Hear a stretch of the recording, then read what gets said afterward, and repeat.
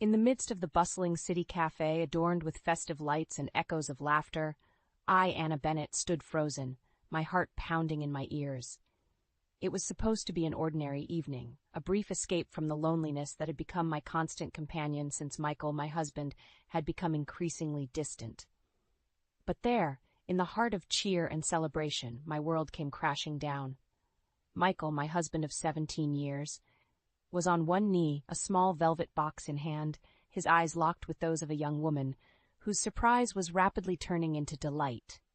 Lily, I would later learn, was her name. She was in her early 20s, her eyes sparkling with a youthfulness that I had long since felt fade within me.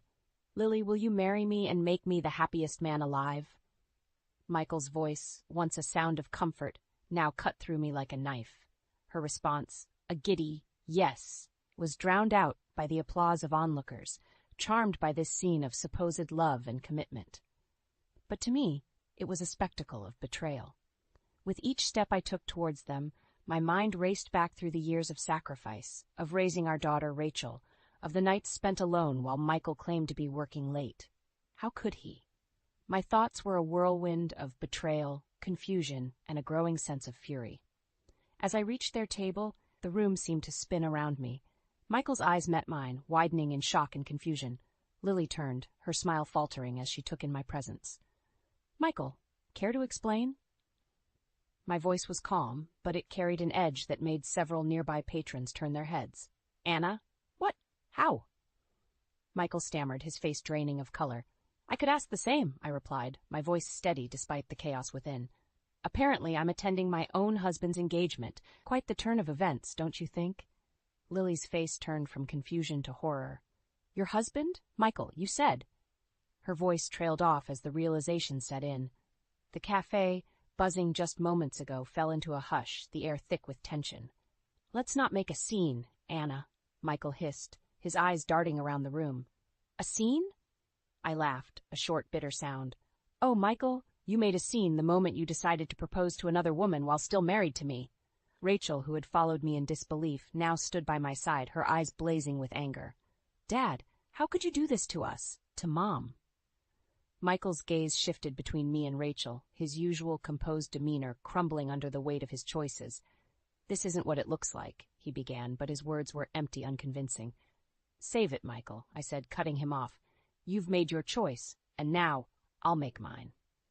Turning on my heel, I left the cafe, Rachel at my side, the echoes of whispered conversations filling the air behind us. The festive lights blurred as tears welled up in my eyes, but I held them back. This was not the end. It was the beginning of my fight, a fight for justice, for my dignity, for everything I had given up for a man who had so callously thrown it all away. The night air was crisp as I walked alongside Rachel, each step away from the cafe, a step into the past. Rachel, my daughter, was a mirror of the confusion and anger I felt, yet her presence was a comforting reminder of the strength I had garnered over the years. "Mom, how long has this been going on?" Rachel's voice trembled with a mix of anger and sorrow. I sighed, a mix of weariness and resolve in my breath. "I don't know, Rachel, but it doesn't matter. What matters is what we do now." The walk home was a journey through memories, a montage of the life I had built with Michael. We had met in college, two young souls with bright futures ahead. Michael was charming, ambitious, the kind of man who drew people to him with his charisma. I was smitten, and when he proposed, it felt like a fairy tale. But fairy tales don't tell you about the sacrifices, the compromises, the nights spent alone. When Rachel was born, I put my career on hold to be there for her, for our family. Michael's career in finance took off, and with it, his absence from home became more frequent. "I always thought he was just busy with work," I confessed to Rachel. But I guess I was just fooling myself. We reached home, a place that now felt more like a house of cards, fragile and ready to collapse. Inside, the walls echoed with the ghosts of laughter and love, now tainted by deception. I poured myself into being the perfect wife and mother, thinking it would be enough.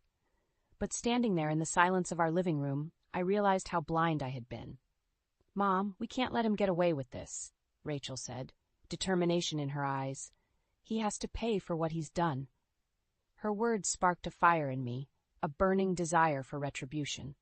"You're right, he will pay. We'll make sure of it. The following days were a blur of legal consultations and covert planning. Rachel was my rock, her youthful energy a stark contrast to my simmering rage. We gathered evidence, piecing together Michael's web of lies, bank statements, late-night calls, clandestine meetings. The truth was as clear as it was painful. But it wasn't just about proving his infidelity. It was about exposing him, showing the world the man he truly was. I wanted him to feel a fraction of the humiliation and pain he had caused me, to tear down the facade he had so carefully built. "Mom, look at this," Rachel said one evening, her laptop casting a glow on her determined face. "I think we've got him." On the screen were emails between Michael and Lily, their words a nauseating mix of affection and deceit. My heart pounded with a mixture of disgust and satisfaction. This was it, the key to our revenge. The plan was set. Michael's world was about to come crashing down, just as mine had in that cafe. But this time I would be the one holding the reins. This time I would be the one to deliver the final blow. In the heart of our home, now a war room of sorts, Rachel and I sat surrounded by papers and digital evidence. The air was thick with a mix of determination and cold anger. We were no longer just a betrayed wife and a disillusioned daughter. We were allies in a battle against deceit. "Mom, we need to expose him publicly," Rachel said, her eyes scanning through the emails we had unearthed. "Everyone should see Michael for who he truly is." I nodded in agreement, feeling a sense of empowerment amidst the chaos. "We'll do it at the company gala next week. It's perfect. His colleagues, friends, everyone who matters to him will be there." The gala was an annual event, a night of glitz and glamour, where Michael often basked in the limelight of his professional success. It was the ideal setting for our revelation. As we planned, I couldn't help but reflect on the irony. Michael, who had always been so cautious, so controlled, had slipped up. And now, his own arrogance was going to be his downfall. "We'll need proof, something irrefutable," I said, poring over the emails. "These emails are damning, but we need more." Rachel's network of friends proved invaluable. One of them, working at a tech startup, helped us enhance some blurry photos we had taken of Michael and Lily. The images now clearly showed them in compromising situations, evidence that was impossible to refute. But this wasn't just about proving his affair. It was about stripping him of his dignity, his reputation. I wanted him to feel exposed, vulnerable, just as I had felt in that cafe. A few days before the gala, Rachel and I received an invitation, a courtesy, no doubt, as Michael was unaware of our intentions. We RSVP'd, our plan firmly in place. The night of the gala arrived. Dressed elegantly, with a sense of purpose, we entered the venue. The atmosphere was electric, a sea of well-dressed elites mingling and laughing, oblivious to the storm that was about to hit. Michael was there, the center of attention as always, but tonight his charisma would be his undoing. We waited, biding our time as the evening progressed. Finally, as Michael took the stage to deliver his speech, we made our move. Standing up, I interrupted him mid-sentence. "Michael, there's something everyone here needs to know," I announced, my voice steady and commanding. The room fell silent, all eyes on us. Michael's face turned from confusion to fear as he realized what was happening. "Anna, what are you doing?" he managed to choke out. "You've been living a lie, Michael," I said, holding up the photos for all to see. "This is the man you all admire, a cheater, a liar." The gasps and murmurs filled the room as the photos made their way through the crowd. Michael's face turned crimson, his usual composure shattered. Rachel stepped forward, her voice filled with a mix of sadness and disgust. "This is who our father really is. We thought you all should know the truth." Michael tried to speak, to salvage the situation, but it was futile. His colleagues, his friends, now looked at him with a mix of shock and disdain. As we left the gala, the sound of Michael's world crumbling behind us, I felt a bittersweet sense of justice. We had exposed him, shown the world his true colors. It was a hollow victory, but a victory nonetheless. The aftermath of the gala was like the quiet after a storm. News of Michael's infidelity spread like wildfire, tarnishing the image he had so meticulously built. The once respected man was now a subject of whispers and disdainful glances. But for Rachel and me, it was just the beginning. Sitting in our living room, now a sanctuary of our shared mission, we discussed our next steps. Michael's public humiliation was satisfying. but we needed to ensure he faced real consequences for his actions. "Mom, we should take this to court. He deserves to lose more than just his reputation," Rachel said, her voice laced with a resolve that mirrored my own. I nodded, feeling a mix of anger and determination. "We'll file for divorce and take everything we can. It's not just about the money, Rachel. It's about showing him he can't just use people and discard them." The divorce proceedings were swift, fueled by the evidence we had gathered. Michael's attempts to negotiate were feeble and desperate. He knew he stood no chance against the damning proof of his betrayal. In the courtroom, facing the judge, Michael was a shadow of the man he once was.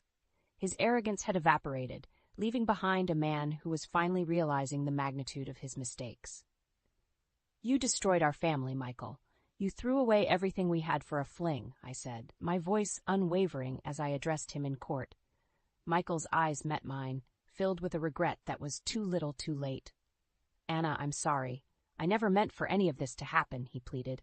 "Sorry doesn't change what you did. It doesn't erase the pain you caused," I replied coldly.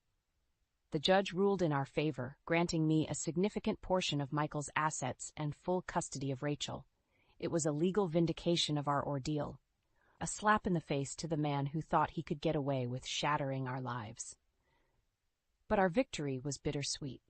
As Rachel and I left the courtroom, the reality of our new life set in. We had won, but at the cost of the family we once had. The following weeks were a time of rebuilding.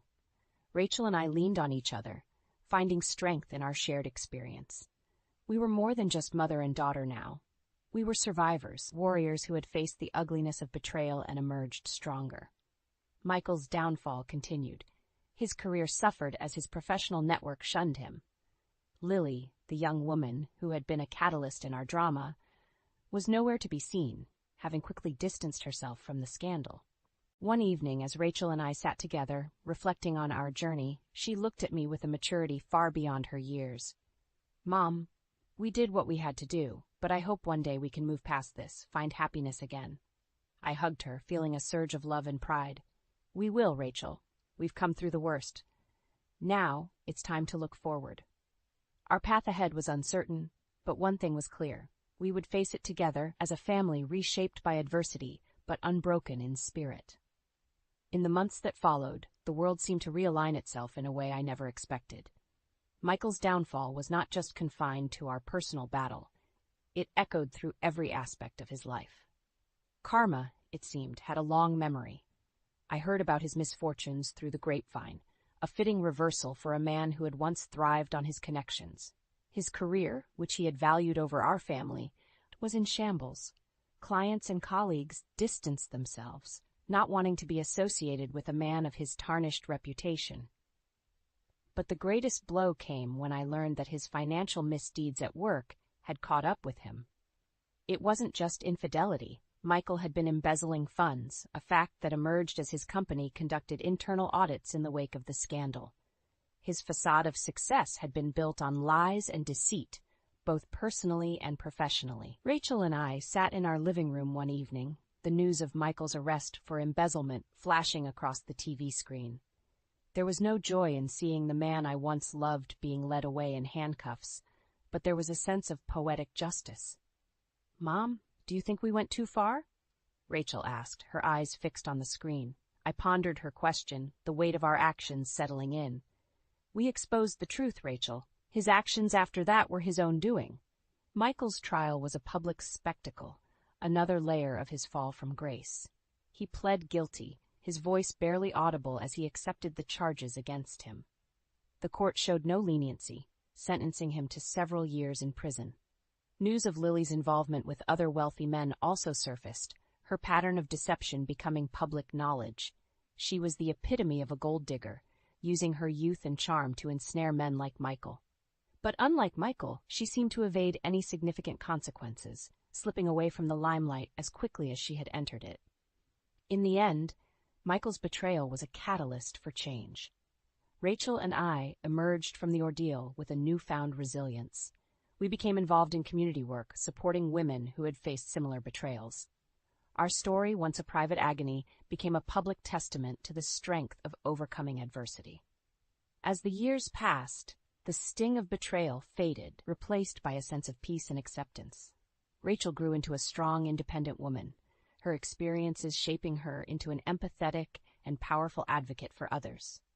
As for me, I found solace in my work and in the small joys of life. The pain that Michael had inflicted was a scar, but it no longer defined me. I had rediscovered my own worth, my own identity beyond the shadow of my marriage. One quiet evening, Rachel and I sat on our porch, looking up at the stars. "You know, Mom, I think we've finally moved past it all," she said, her hand in mine. I smiled, feeling a deep sense of contentment. "Yes, we have. We've come out stronger, and that's all that matters." Our journey had been one of pain and retribution, but it had led us to a place of empowerment and peace. Michael's fate was his own making, a result of choices that he alone was responsible for. And while our revenge had set it all in motion, our true victory was in rising above the chaos, finding a new path forward. The years that followed reshaped our lives in ways I could never have imagined. Rachel and I had not only survived the storm, but emerged from it with a newfound sense of purpose. We had transformed our pain into a force for good, a beacon for others who had suffered similar fates. One evening, as we gathered in our living room, now filled with warmth and laughter, a news report caught our attention. It was about Michael, but this time, it wasn't about his misdeeds. He had been released from prison, a broken man who had served his time. "Mom, do you think he's changed?" Rachel asked, her voice a mix of curiosity and skepticism. I looked at the screen, seeing the man I once knew so well, now aged and humbled by his experiences. "People can change, Rachel, but it's his path to walk, not ours." Our journey had taught us that forgiveness wasn't about absolving others of their wrongs, but about freeing ourselves from the chains of anger and bitterness. We had let go, not for Michael's sake, but for our own peace. In the time since Michael's downfall, Rachel had become a prominent advocate for women's rights, her voice resonating with those who had been silenced by their own personal tragedies. Her strength and compassion were a source of immense pride for me. As for me, I had found joy in simple pleasures and new ventures. I started a small business, something I had always dreamt of but never pursued. It was liberating, the feeling of creating something of my own, something untainted by my past. One day, a surprise visitor arrived at our doorstep. It was Michael. He looked older, warier, but there was a sincerity in his eyes that I hadn't seen before. "Anna, I don't expect forgiveness. I just wanted to say I'm sorry, truly sorry, for all the pain I caused you and Rachel," he said, his voice tinged with regret. Rachel and I exchanged a glance, a silent conversation passing between us. "We've moved on, Michael," I said, my voice calm and devoid of any malice. "We hope you find peace in your own journey." As he left, I felt a sense of closure, a final chapter in a long and tumultuous story. Our lives had diverged onto different paths that were never meant to converge again. In the years that followed, Rachel's advocacy work flourished and my business thrived. We had turned our experience into a catalyst for growth and change, not just for ourselves, but for those around us. Sitting in my garden one sunny afternoon, watching the butterflies flit among the flowers, I reflected on our journey. The pain, the betrayal, the revenge, it had all led to this moment of tranquility, a life rebuilt on our own terms. "Mom, look how far we've come," Rachel said, joining me with a warm smile. "Yes, we have," I replied, feeling a deep sense of contentment. We found our way back to happiness on our own terms. Our story was one of many twists and turns of darkness and light. But as I sat there, basking in the peace of our new life, I knew one thing for certain. Out of the ashes of our past we had risen, stronger and more united than ever before.